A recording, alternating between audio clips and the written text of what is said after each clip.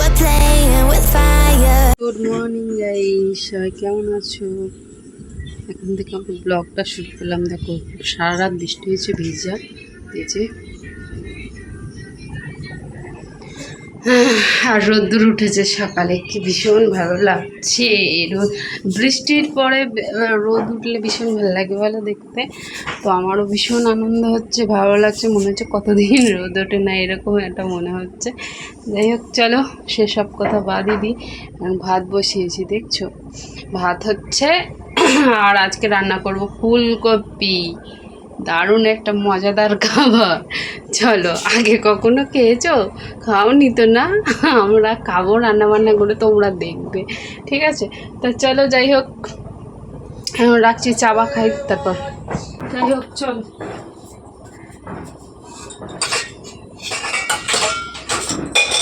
আরে জল খাবো গো, জল, গলা শুকিয়ে গেছে।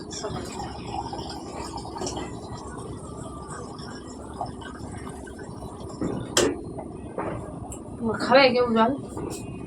জল খেতে চাইলে আসতে হবে।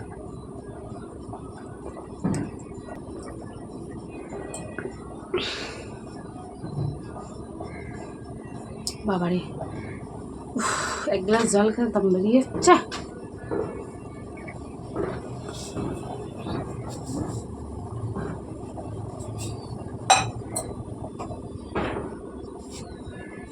এদিকে চা বসিয়েছি, দেখো চা চা চা চা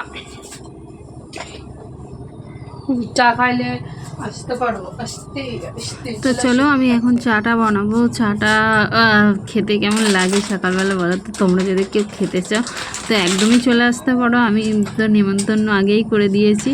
তো যাই হোক চলো, আজকে ডবল দুধের চা বানাবো। কারণ ডবল দুধের কেন চা বানাবো বলো তো?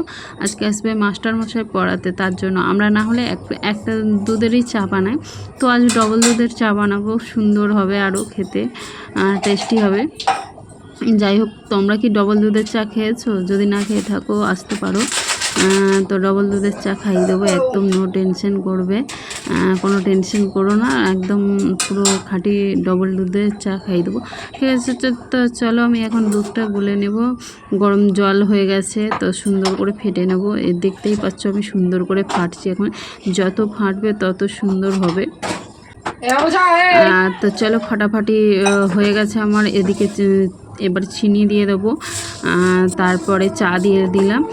তো চলো, চিনি চা দেওয়ার পর চলে আসলাম, চাটা ওখানে ফুটুক। চাটা বসিয়ে চলে এসেছি আমি এখানে সবজি দেখাতে, দেখতেই পাচ্ছ। আজকে এই ফুলকপি রান্না হবে, ফুলকপি দেখতেই পেলে আমি ফুলকপি আর কলা নিয়ে কত ঢং করলাম। ফুলকপি আর ঢং দেখে আর মানে তোমরা আর বাঁচবে না আমি জানি।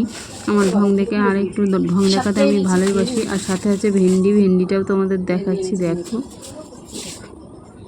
প্যাকেটে আছে, আর এটা আছে পুরো ভেন্ডি পেলো। আর নিয়ে এসছে আলু, পেঁয়াজ, যা লাগে ইত্যাদি ইত্যাদি ইত্যাদি। চালে চাটা ছেঁকে এবার খাওয়া যাবে। তো ফুলকপিটা আমি কাটতে বসে গেছি, দেখতেই পাচ্ছ। ফুলকপিটা আর আলুটা কেটে নিই। আসলে ফুলকপি আলু সিদ্ধ করে দেবো না, সিদ্ধ করতে বসাবো ফুলকপি আলু আর ভেন্ডিটা। চলো ঝটপট করে আগে কেটে তো নিই, তোমাদের সাথে গল্প করি আর কাটতে থাকি। এখানে ফুলকপিটা আমার মানে ফুলকপি আর কাটতে হয় না, হাতে করেই ছাড়ানো হয়ে গেল, জাস্ট একটুখানি মানে গোড়াটা কেটে দিয়ে। চলো আলু কিছুটা দিয়ে দিই, আলু না হলে কোনো তরকারি জমে না।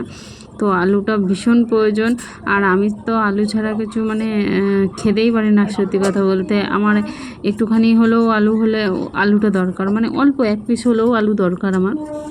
তো আলুটাই আমি বেশি ভালোবাসি খেতে, তার জন্যই আলুর মতো চেহারা আমার হয়ে গেছে, তোমরা বুঝতেই পারছো।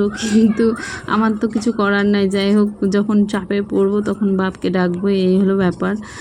তো যতক্ষণ না কিছু হচ্ছে ততক্ষণ এখন আরাম করে খেয়ে যায়। মানুষ লোভেই মরে, বুঝেছো তো? খেয়েই মরে, লোভ করতে গিয়েই খাই, আর খেয়েই মরে, না খেয়ে একদমই মরে না। তাই এখন আমি যতদিন বেঁচে আছি ততদিন খেয়ে নিই, নাহলে মরে গেলে তো তার খেতে পাবো না, কেউ তো আর দেবে না। এই যে ভেন্ডিগুলো এখন কেটে নিচ্ছি আমি। একটা কড়াইয়ের মধ্যে দেব ভেন্ডি সিদ্ধ করতে, মানে ভেন্ডি ভাজা করব। ভেন্ডি মানে ঢ্যাঁড়স গো, ঢ্যাঁড়স চেনো তো তোমরা সবাই, আমরা ভেন্ডি বলি আর অনেকে ঢ্যাঁড়স বলো। আমার বাপের বাড়ি ওদিকে কিন্তু ঢ্যাঁড়সই বলে, সবজিটার নামই ঢ্যাঁড়স।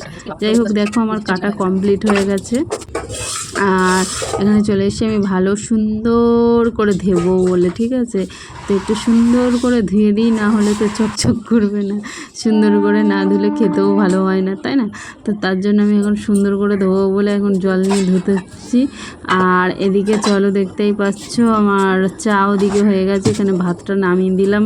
ভাতটা বেশ ভালো করে ফুটিয়ে নিয়েছি, ফুটিয়ে বন্ধ করে রেখে দিলাম, ওখানে নামিয়ে দিলাম, কারণ এতক্ষণ ধরে ভাত ফুটালে হবে না, গ্যাস তো অল্প আছে না। আর এদিকে দেখো দুটো কড়াই বসিয়ে দিয়েছি দুদিকে, এদিকে সুন্দর করে আমি জল দিয়ে দিচ্ছি। জল দেওয়ার পর কী করবো বলো তো, এই কী করবো গো তোমরা জানো? হ্যাঁ কী করবো তো দেখতে থাকো, যদি না জেনে থাকো তোমরা দেখো, ঠিক আছে। দেখো তাকাও, ভালো করে তাকাও, ঠিক আছে। দেখছো তো ভেন্ডি দিচ্ছি একটা কড়াইয়ের মধ্যে সিদ্ধ করতে, আর একটা কড়াইয়ের মধ্যে দেবো আগে মাথাটা চুলকে নিই, কপালটা। তো চলো আর একটা কড়াইয়ের মধ্যে দিচ্ছি, দেখো আবার ঢং করে আমি তাকাচ্ছি তোমাদের দিকে, বহুত ঢং বেড়ে গেছে এখন আমার। আর এদিকে দেখো দেখতেই পাচ্ছ ফুলকপি আর আলু দিয়ে দিচ্ছি সিদ্ধ করতে। যাই হোক চলো, ভিডিও এডিট করার সময় নানান কিছু প্রয়োজন পড়ে, জানি না কেন এটা ওটা চলে আসে। তো যাই হোক চলো, আমি এখন এগুলো গুছিয়ে গাছিয়ে নিই রান্না, আর একই সাথে রান্নার মানে একই সাথে রান্নার জোগাড়টা করলে না খুবই তাড়াতাড়ি হয়ে যায়, আর একে একে করলে অনেকটা লেট হয়ে যায়। তো চলো ডবল ডবল নুন দুটো জায়গাতে দিয়ে দিলাম, আজকে সব কিছুই ডবল ডবল হয়েছে। ডবল দুধের চা, সকাল থেকে ডবল ডবলই অনেক কিছু পাচ্ছি। যাই হোক সকাল দিয়ে ডবল ডবল দুধ খাচ্ছি, ডবল ডবল রান্না করে খাচ্ছি, অনেক ডবল ডবল চা খেয়েছি, অনেক কিছু খেয়েছি জানো তো। সকাল থেকে আজকে যা হয়েছে সবই ডবল হয়েছে, জানি না কেন, ভগবানটার সাথে কোন দিন কীভাবে কাটাই ভগবানই জানে, ঠিক করে। আর চলো এদিকে দেখো সিদ্ধ করতে দিয়েছি, আর আমি এখানে এই যে দেখতেই পাচ্ছ আমি মুড়ি নিচ্ছি, আজকে বিস্কুট নেই বলে মুড়ি নিলাম অল্প কটা। এরপরেও কিন্তু আমি বিস্কুট দিয়ে চা খেয়েছি জানো, ওই জন্যই বললাম যে আমি সব কিছু আজকে ডবল ডবল হচ্ছে, মানে এখন মুড়ি আর চানাচুর অল্প একটু নিয়ে খাচ্ছি বিস্কুট নেই বলে। আর পরে বড়মশাই বিস্কুট এনেছে, আবার বিস্কুট দিয়ে চা খেয়েছি, ওই জন্যই বললাম যে সব কিছু ডবল ডবল। বুঝতে পেরেছো আমার কথা? তো যাই হোক, না বুঝে থাকলে আর একবার জিজ্ঞেস করো, আমি বুঝিয়ে বলে দেবো তোমাদেরকে, ঠিক আছে। এই যে চাটা আমি এখন ছেঁকে নেব সুন্দর করে। তো চলো চাটা ছাঁকতে থাকি এখন। তো আমার আর কাজ কি, ঘুম থেকে উঠে এইসব কেচ্ছা কেলেঙ্কারি করতে থাকি। তো চলো এই যে সুন্দর করে মাখাচ্ছি, এই তো এখন মুখে পুড়ে দেবো টপাস করে, এই যে পুড়েও দিয়েছি, এখন খেতে থাকি। আমার না একটু বেশি চা না হলে বেশ জমে না ব্যাপারটা। এই যে মুড়ি আর চা কে খাবে চলে আসো, কেউ খেতে চাইলে। এই যে আমার দেখে লোভ দেবে না কিন্তু, একদম আমার হাঁকা হবে, পটি হবে, তো আমি খাই, তোমরা দেখো সেই পর্যন্ত, ঠিক আছে, কেউ লোভ দিও না, হ্যাঁ প্লিজ। যাই হোক চলো আমি এখন চিবাই খেতে থাকি, আর খেয়ে নিই, আর তারপর পরে আসবো তোমাদের সাথে আবার গল্প করতে। টুকটুক টুকটুক করে আমি এখন খাচ্ছি আমার স্বাদ দিয়ে। বিস্কুট তো পেলাম না, বিস্কুট ছাড়া মানে চাটা অসম্পূর্ণ থেকে গেল। যাই হোক চলো খেয়ে নিই, তারপরে কথা হবে আবার। আর এদিকে দেখো এগুলো সিদ্ধ হচ্ছে সুন্দর করে, আর আমার খাওয়া হয়ে গেছে, আমি চলে আসলাম। এবার ভাবছি কি ভেন্ডিটা নামাবো, ফুলকপি নামাবো, দেখি সিদ্ধ তো হয়েই যাবে, অনেকক্ষণ টাইম গেছে, কারণ এটা তো এখন মানে কপির সিজন নয়। কপিটা সুন্দর করে না ভাপালে, মানে বেশি কিছুক্ষণ ধরে না ভাপালে না খাওয়া যাবে না, কেমন একটা ভাপসানি গন্ধ আসে, আবার সিদ্ধটা হতেও চায় না, মানে শক্ত শক্ত থাকে। এটাও আমি অনেকক্ষণ ফুটিয়েছি, তারপরেও দেখি সে কপির ওই ডাঁটা পাড়া যেটা থাকে না, সেটা দেখছি শক্ত করা হয়ে গেছে, মানে সিদ্ধই হয়নি, ওইরকম হয়ে আছে। আর ভেন্ডি তো আমার গলে গেছে পুরো, অনেক টাইম দিয়ে দিয়েছি, দুটোকে একসাথে চাপিয়েছি, দুটোকে একসাথে নামালে হয় বলো? কেউ তো কম বেশি সময় নেবেই, কিন্তু আমি সেটা মানে আমার মাথায় ঢোকেনি, আমার মাথায় একটু লেটই বোঝে, তার জন্য। যাই হোক আমি আবার চুলটা কীরকম বেঁধেছি গো, আমি পরে তো দেখছি ভয়েস দেওয়ার সময় চুলটা আবার কী বেঁধেছি না বেঁকে গেছে না খুলে গেছে আমি বুঝতে পারছি না। আর চুলটা জানি না আমার মাঝখান থেকে মনে হয় যেন দেখে কালার করা, আসলেই আমি জীবনে কোনো দিন কালারও করিনি আর জীবনে কোনো দিন চুলের আমি যত্নই করিনি সত্যি কথা বলতে কোনো কিছু। আর যাই হোক কড়াইগুলো তেতে গেছে, কড়াইগুলোর মধ্যে আমি এখন তেল দিয়ে দিচ্ছি। এবার ভাজাভাজির পালা চলে এসছে, তো চলো ভাজাভাজি করতে থাকি। আমি তেলগুলো থাকুক আর এদিকে দেখো থালা বাসন মানে কপিগুলো আলাদা করবো বলে থালাটা নিচ্ছি। আর আলাদা না করলে একসাথে ভাজলে সব তো ঘেঁটে যাবে, কাউকে কিছু খুঁজে পাওয়া যাবে না। আলুগুলো আলাদা করে নিচ্ছি, ফুলকপিটা আলাদা করে নিচ্ছি। আলাদা আলাদা করলে ভেজে আলাদা আলাদা তোলা যাবে, ওটাই সুবিধা, তাহলে কেউ ঘেঁটে যাবে না। কপিটা তো দেবো লাস্টে, নাহলে কপি যদি আগে দিয়ে দিই তাহলে তো পুরো একদম ঘেঁটে চটকে চপ হয়ে যাবে। তার জন্য মশলাটা দিয়ে কষাবো। এই যে চলো পেঁয়াজটা দিয়ে দিচ্ছি এখন, এটা দিয়ে ভেন্ডি ভাজবো। পেঁয়াজটা ভাজি হালকা করে, ভেন্ডিটা দিয়ে দেবো, নাহলে তো মানে ধরো পেঁয়াজটা একদমই লাল করে দিলাম আর ভেন্ডিটা তাহলে ভাজা হবে না। ভেন্ডিটা যেহেতু ভাপ পেয়েছি, পেঁয়াজগুলো আধ ভাজা করবো, তারপরে ভেন্ডিটা দেবো, তাহলে আস্তে আস্তে গ্যাসটা কমিয়ে সুন্দর করে ভাজাটা হবে। চলো লবণ দিয়ে দিই সবেতেই অল্প অল্প করে, তাহলে মানে খুব তাড়াতাড়ি গলে যাবে।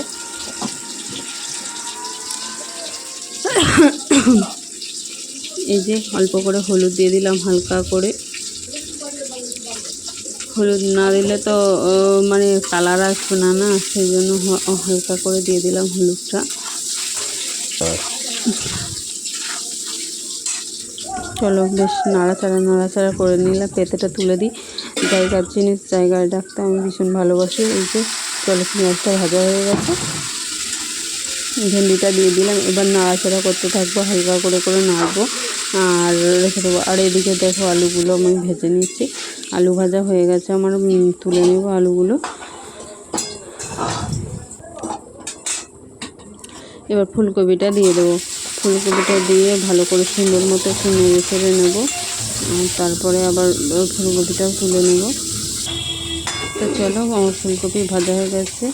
আর এদিকে দেখো ভেন্ডিটাও একটু নেড়ে দিলাম রান্না করতে করতে, কারণ দেখো 2-4টে খুন্তি হলেই হয় না, আমার হাত তো একটাই, নাড়বো, নাড়ার যে হাত তো একটা, খুন্তি পাল্টে আমার লাভটা কী আছে, ওই জন্য খুন্তি পাল্টায় না।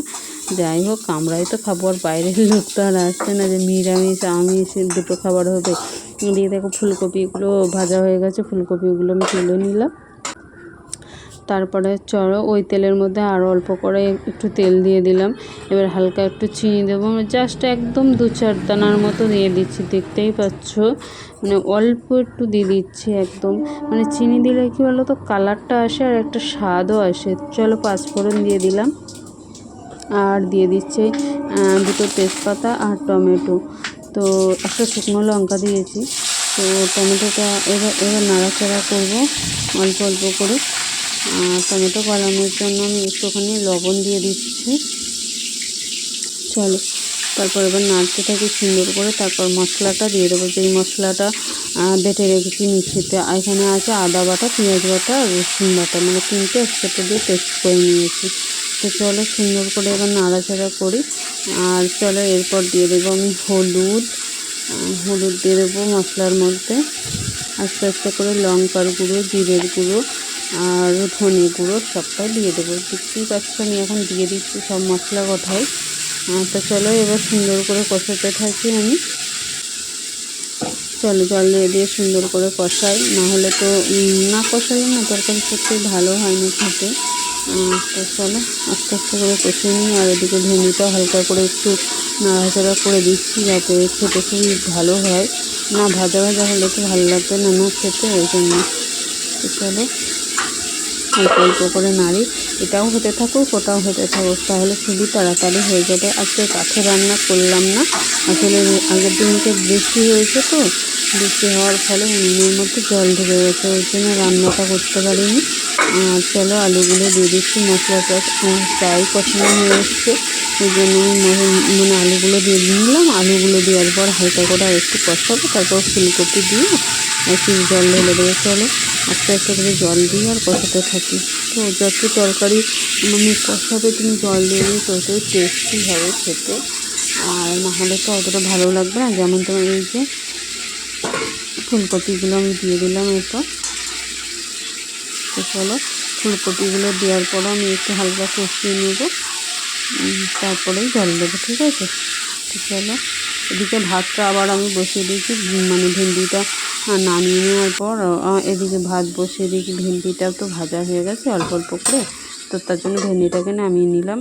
আর এদিকে দেখো আমি জল দিয়ে দিলাম আস্তে আস্তে করে, দিয়ে ঢাকা দিয়ে দিয়েছিলাম। আবারও খুলে আবারও একটুখানি নেড়ে নিলাম। এবার পুরো জলটা দিয়ে দেবো, দিয়ে আবারও ঢাকা দিয়ে দেবো, ঠিক আছে।